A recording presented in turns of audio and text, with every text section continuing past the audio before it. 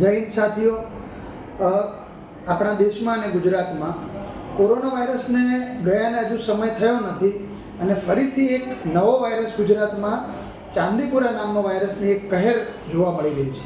લગભગ અરવલ્લીના વિસ્તારમાં, બનાસકાંઠાના વિસ્તારમાં અને ગુજરાતના ઘણા બધા જિલ્લાઓમાં આપણને ચાંદીપુરા વાયરસથી ઇન્ફેક્ટેડ બાળકોના કેસ જોવા મળી રહ્યા છે. ચાંદીપુરા વાયરસ એ એક સૌથી પ્રથમ મહારાષ્ટ્રના એક ગામડા ચાંદીપુરા ગામમાં પહેલાં જોવા મળ્યો હતો. એના પરથી એનું નામ ચાંદીપુરા વાયરસ કહેવામાં આવ્યું છે. આ વાયરસ એક સેન્ડ ફ્લાય એટલે કે એક જીવાત કે જેને આપણે મચ્છર પણ કહી શકીએ, એનાથી ફેલાય છે. અને આ મચ્છર છે એ સિઝનલ છે.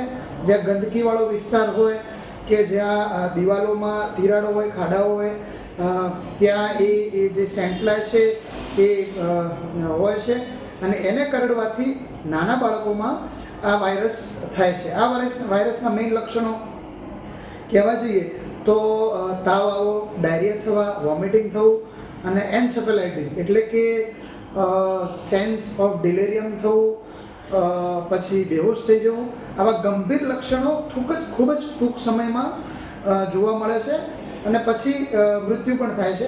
આપણે ઘણા બધા દર્દીઓના મૃત્યુના સમાચાર દરરોજ ન્યૂઝપેપરમાં સાંભળીએ છીએ.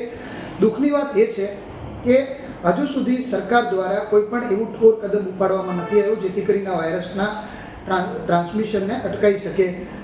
જેમ કે એવા કોઈ ગંદકી દૂર કરવાના કોઈ પ્લાન નથી બનાવવામાં આવ્યા કે બીજું આઈડિયલી એગ્રેસિવલી દવાનો છંટકાવ કરવો જોઈએ તો પણ આ વાયરસ મરી શકે છે.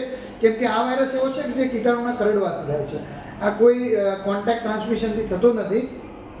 જેમ કે મેલેરિયા થાય અને મેલેરિયામાં આપણે દવાનો છંટકાવ કરીએ તો પછી એ વાયરસ મરી જતો હોય છે.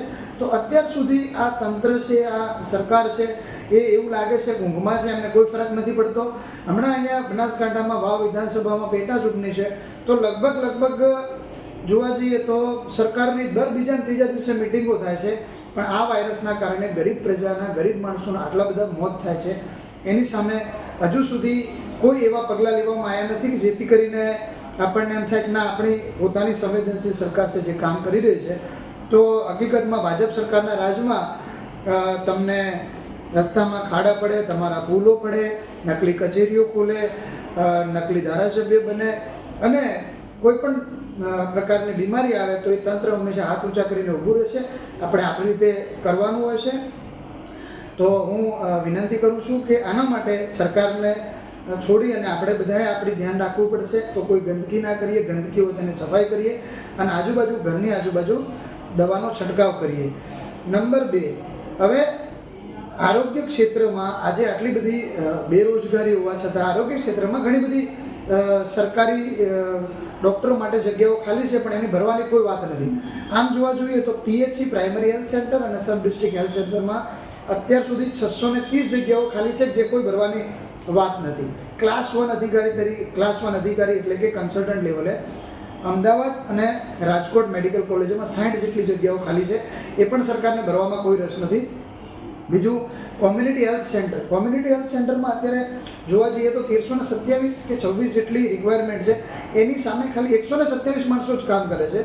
એનો મતલબ કે 1249 એટલે કે 92% હેલ્થ વર્કરોની ખોટ છે.